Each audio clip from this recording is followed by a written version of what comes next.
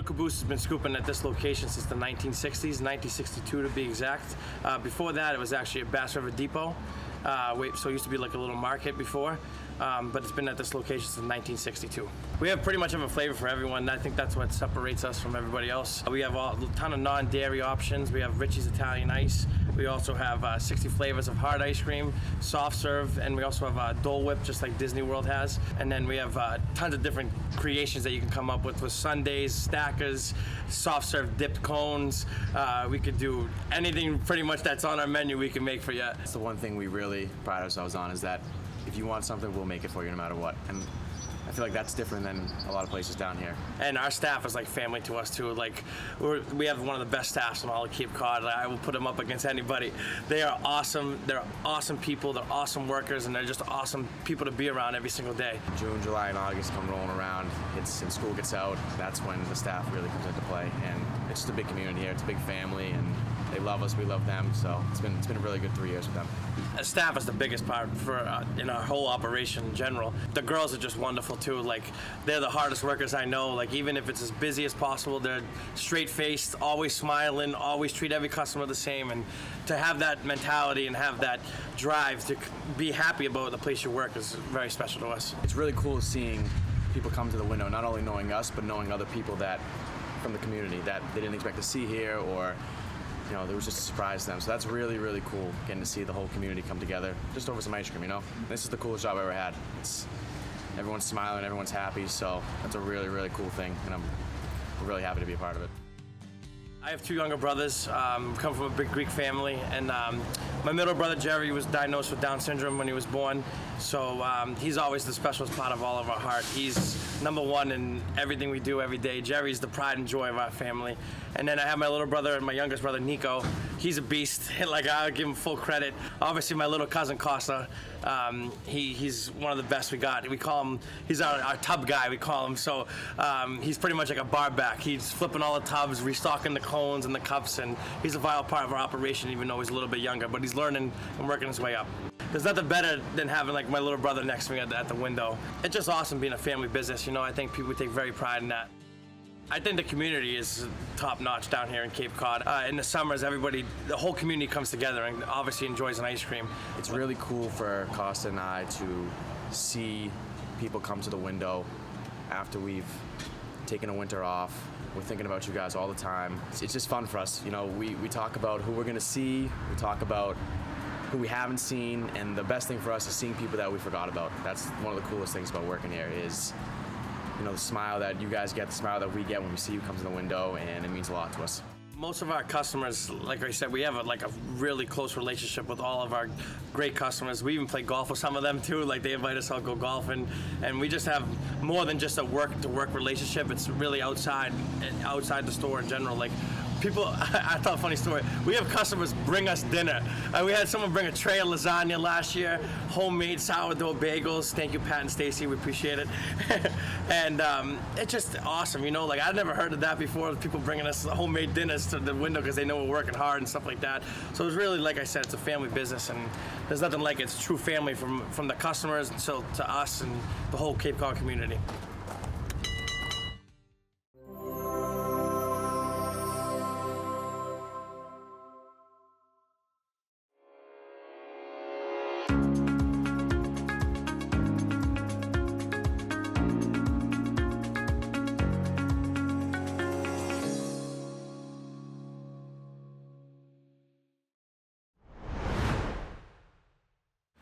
The weather from the spring of 2026 may have left a bit to be desired for just about everyone. But if there were ever a sign that sunny and warmer days were on their way, it would be the Gateway Sand Sculpture here at the Yarmouth Chamber of Commerce on the corner of Higgins Crow Road and Route 28. Since 2011, Fitzy Snowman Sculpting has exercised his artistic license, much to the delight of Cape residents and visitors, as a means of kicking off the summer season. It's really a great thing that's been going on since 2011. People look forward to it. We do up to 30. This year we're doing 23 sculptures. And people go, they grab maps. After we're done, they just travel around and they look at all the sculptures. But they're at the sculptures, they're also patronizing those businesses too, kind of saying thanks, you know, for participating. So it's a great boost for the businesses. It's a great experience for the tourists that are coming in. And it's great for me because 5 million people come through this town every year. And so all those people are seeing my art. So it's like having a public gallery. Of course, Sean Fitzpatrick doesn't work alone. His business partner Tracy is the detail-oriented half of this team, while Sean focuses on the creative end of things. And if they sound like a married couple with their back and forth chatter, there's good reason. It'll be 39 years we're married in June, and working together, sometimes I have to remind him that I have an extra pillow, and I will use it if I have to. And I mean, we go back and forth. I mean, we get along fine, but that's like we bicker back and forth, like, no, that doesn't look right. No, fix that. But we get along fine. We haven't killed each other yet. Beyond the 39 years of marital bliss, these two have been enjoying sandbox playdates since they first met, all the way back when Tracy's family moved into Sean's neighborhood on the North Shore of Massachusetts. I go down there, I see a little girl, she's like walking in the street, like in the middle of the street, and they're unloading all the stuff going to the house. Walk up to her, I'm 5 years old at the time. I reach over, I give her a little kiss on the cheek, and she starts bawling instantly, right? So I look out and I'm like, oh, what did I do, you know? All of a sudden, 5 of her older brothers come running out of the house. That was my first impression of that family to them. So didn't go over very well. I learned how to run pretty quick. That's how that worked out. For roughly 10 months out of the year, this artistic duo will reside in homes and sleep in beds that don't belong to them as they tour coast to coast, being commissioned to produce their incredible artwork for corporate and community events all over. They've been featured on national television and are recognized far and wide, not only for their work with sand, but also for their pumpkin carving and ice and snow sculpting. They've worked for several Fortune 500 brands, as well as many professional sports leagues. Yet, almost in spite of all of their accolades and achievements, they remain two of the most grounded people that anyone would want to meet. We're out here with the people, and honestly, it's what we love most about this job is the people that we meet. We meet some great people, and it's like you can be having a down day, and like, oh, this is, you know, I'm not working the way I want, and someone will show up and be like, oh, you changed my day, you know, thank you so much for what you do, you make the town better, and it makes you feel better. So you don't know what kind of day they're having and how much effect you have on them just by making a sand sculpture. For Sean Fitzpatrick, it probably feels like a lifetime ago that he was entrenched in his career as an auto mechanic, just tinkering with the idea of doing this type of thing after making a pretty impressive snow sculpture for his young daughter. Now, all these years and thousands of tons of sand later, could there be a potential retirement somewhere on the horizon? I feel like I might take my last breath on a pile. You know, it brings me too much joy. It's stressful. It beats up the body. But when you're so passionate about something, it's almost like you don't have a choice. So no, retirement is never in my future.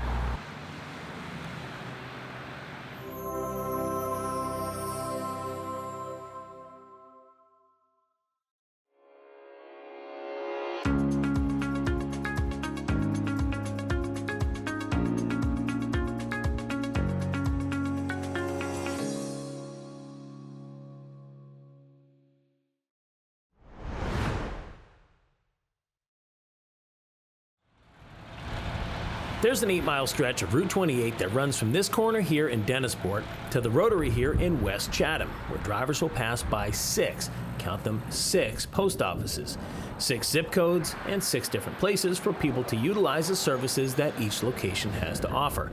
While they may come in different shapes and sizes, the one common thread among them is the fact that they are all rural offices. And aside from the little PO here in South Harwich, they all rely on rural carriers to deliver their mail and parcels.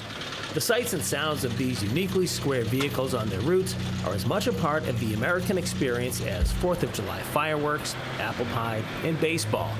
The USPS is one of the largest U.S. civilian employers with over 635,000 workers.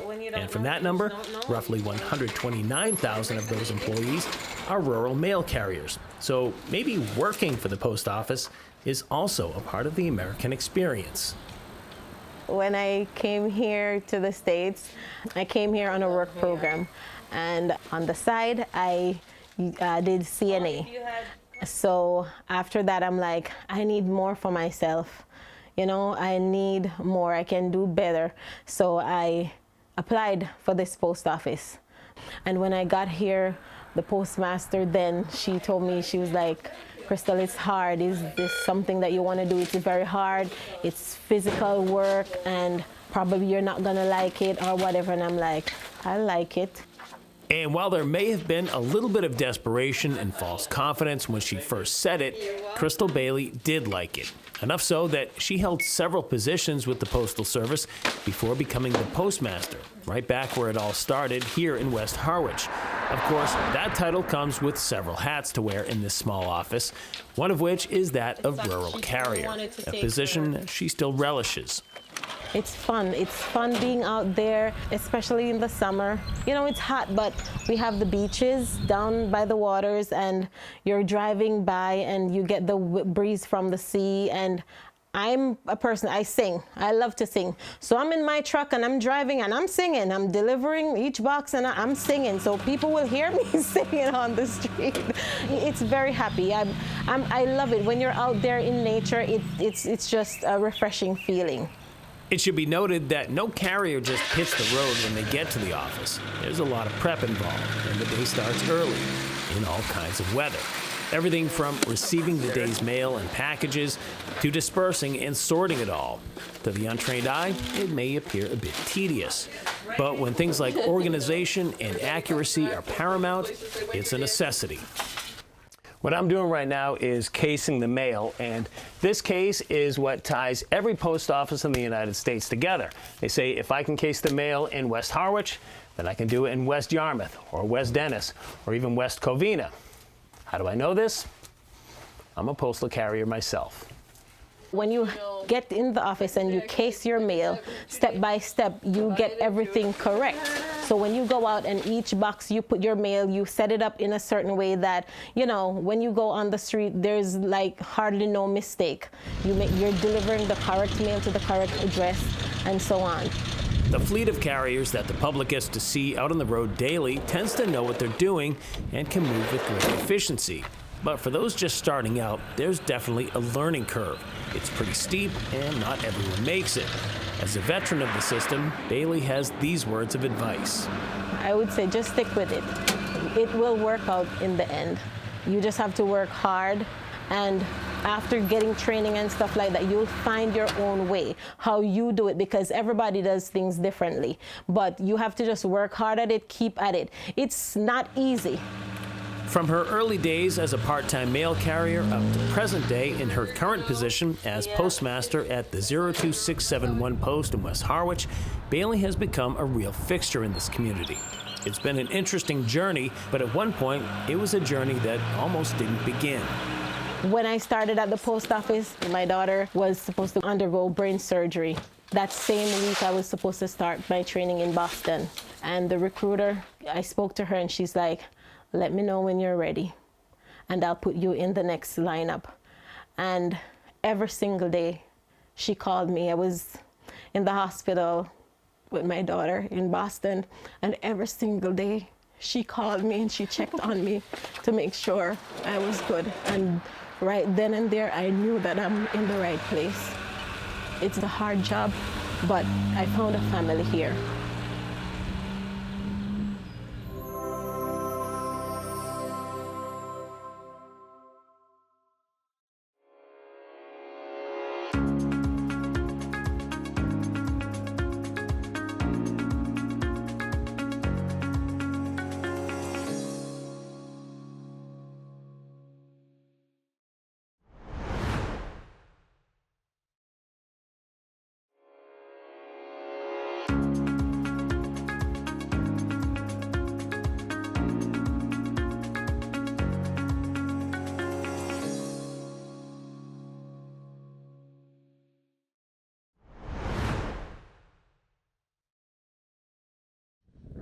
The bright sun, clear skies, and warm weather on Tuesday, May 17th, just happened to coincide with the first day of the outdoor farmers market in the town of Chatham. Well, hey, happy days. Welcome back to Chatham. Farmers Market. After a long winter and cool spring here on the Cape, like ball players arriving at spring training, the vendors seemed eager to shake off the rust, set up their tents, load up their tables, and get back into the swing of things. It's a new season for the market, and this year it has a new manager in Megan McCoskey. As someone who's been coming to every market in town since it started nearly 20 years ago, this one has a special feel for her. This farmers market means to me local, family, backing up from corporation a little bit. We all order things, we all go to the supermarkets, but the quality of what you're going to get here doesn't compare. The experience of socializing with other people, being a part of it, it's as much of an experience as a place to buy things. Food items tend to garner the most attention at the farmers market, but the supporting cast should never be overlooked. This includes everything from live music to living fertilizer, handcrafted jewelry, and individually painted greeting cards. Yes, each is individually painted. They're not prints. I started arts and craft shows, and I started with painted birdhouses, and that morphed into mailboxes, and that morphed into tinware, and that morphed into note cards. So if I make a mistake painting a note card, it's okay. I'll rip it up and throw it away. It's not a problem. So I've been doing it since 1991. Chatham harvesters may not have a history that dates back to 1991, but starting in 2016, this co-op has pooled the catch of 25 fishermen who also pack and deliver all of their own catch, making them the only cooperative seafood business in the state of Massachusetts. At the market, Brett Tolley gets to be the public face of this unique enterprise. I'm born and raised in Chatham, a fishing family, and we are super proud to be able to harvest our own catch here in Chatham. We have other fishermen around the Cape as well, but yeah, we are doing it here in Chatham, distributing around the Cape, and so for that reason, to bring our fish here to the Chatham Farmers Market is incredibly meaningful. The Chatham Outdoor Market convenes here every Tuesday from 3 to 6 p.m. until late September. Most of the vendors here are booked at other fairs and markets on the weekends during this season, so having a date like this is nice for them to pencil in on their calendars. This year, my first show was in March, but that was in Plymouth. So I am booked from just about every weekend from now until mid-December, and then with some weekday shows. So this is a nice filler for me to do a weekday show. For the patrons, it's a chance to get lots of locally sourced goods without having to break up their weekend schedule. For my family, we always get our groceries at the end of the weekend to go into the week. The weekends fill in socially. If it's a beautiful day, everyone's drawn to the beach, parties, weddings, festivities. So it's kind of nice to have it on an off weekday where people can put that on their calendar and not have it conflict with other dates in their life. The only uninvited guests to this gathering were the wind and the fog that rolled in. But at this elevation and in this town, both are to be expected. The Chatham fog is kind of infamous, and that can happen. It's sort of, if you want to, there's a saying, if you want to know like the weather in Chatham, wait a half hour and pick your head up. It can change that quick. For Megan McCoskey, the weather is nothing new. Now, as the new manager of the market, she gets to enjoy the evolution that it's enjoyed since she started coming here as a patron. I think it's kind of become a melting pot, so to speak, of so many different products, and there's not one person that can go to the market and not find something that they love and are drawn to.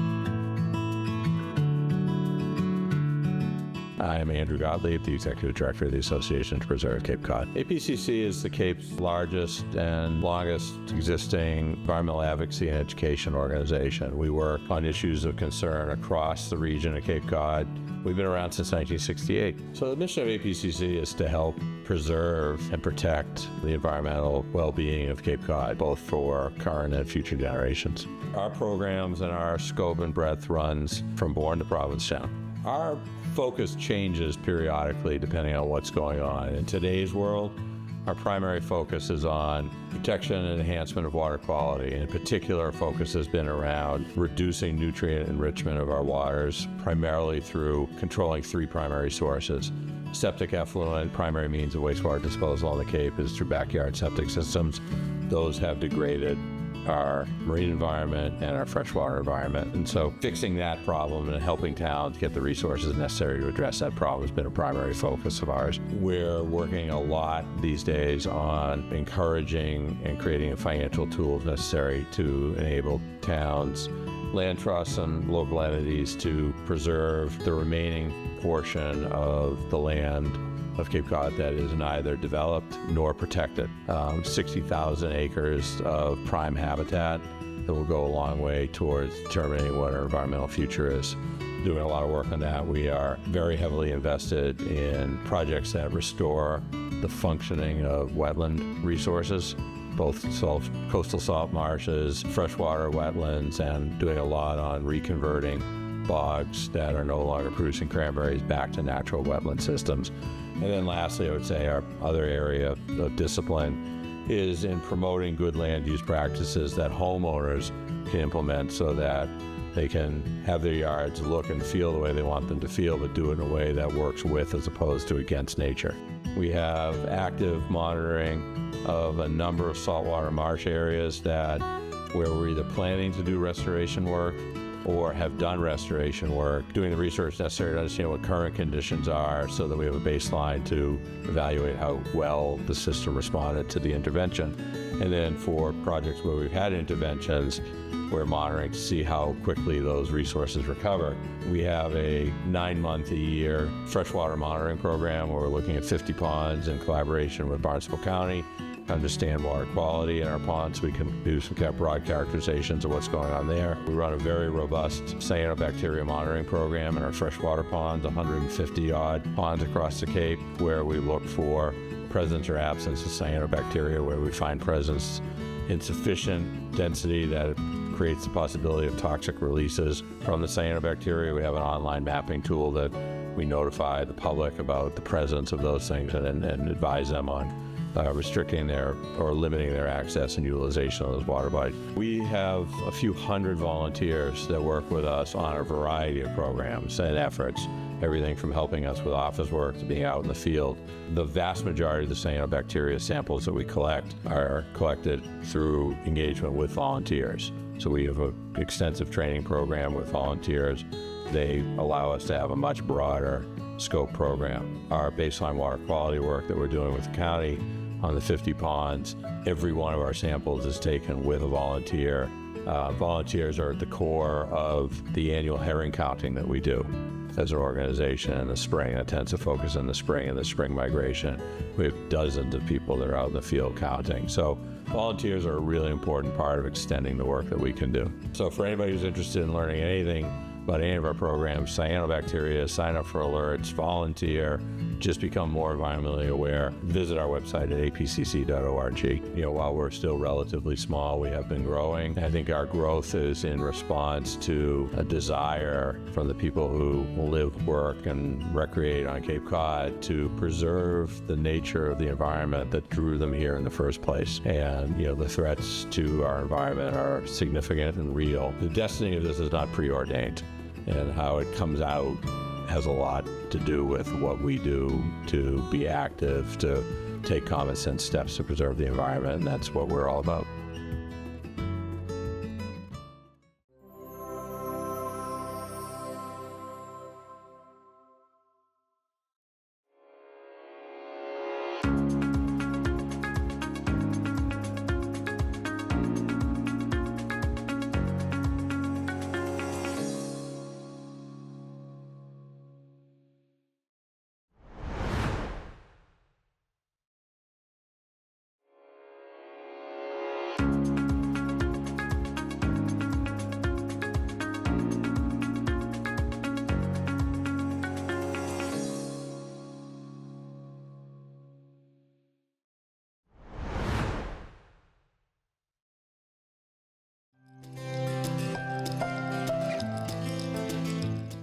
Have you ever been walking down the street or driving around your neighborhood and you happen to see a tiny house on a pole? It kind of looks like a birdhouse for a really big bird, but if you take a closer glance, it's actually a free little library. Little Free Library is a nonprofit organization based in St. Paul, Minnesota. Their mission is to be a catalyst for building community, inspiring readers, and expanding book access for all through a global network of volunteer-led Little Free Library book exchange boxes. Somehow, it has made it all the way to our peninsula. A Little Free Library is a free book sharing box where anyone may take a book or leave a book. They function on the honor system. You do not need to share a book in order to take one. But if you do take a book or two from a little library, try to bring some to share to that same library or another in your area when you can. If you don't feel like driving all the way around town to find these little boxes, don't worry, there is of course an app to help you. The app not only makes it easy to find little libraries wherever you are, but you can also get directions, create routes, save your favorites, and track the ones you visited. You can even start a free little library of your own. You can choose any design that you would like, or you can purchase one through the nonprofit's online store. You can apply at littlefreelibrary.org.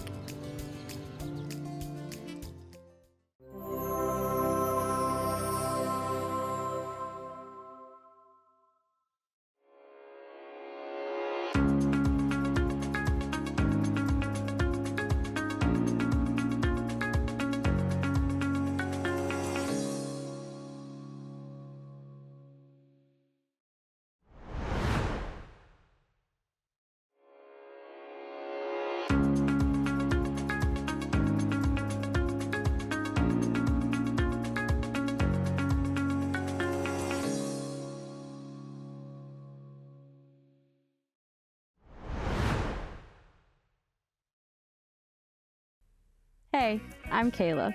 I was an intern at Cape Media Center back in 2019, and that experience totally launched my career in media.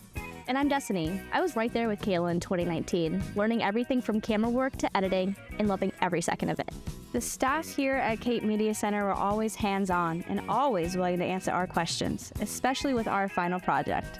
We created a series of videos called the Blue Economy Project, where we dove deeper into how the ocean plays a vital role in Cape Cod's economy.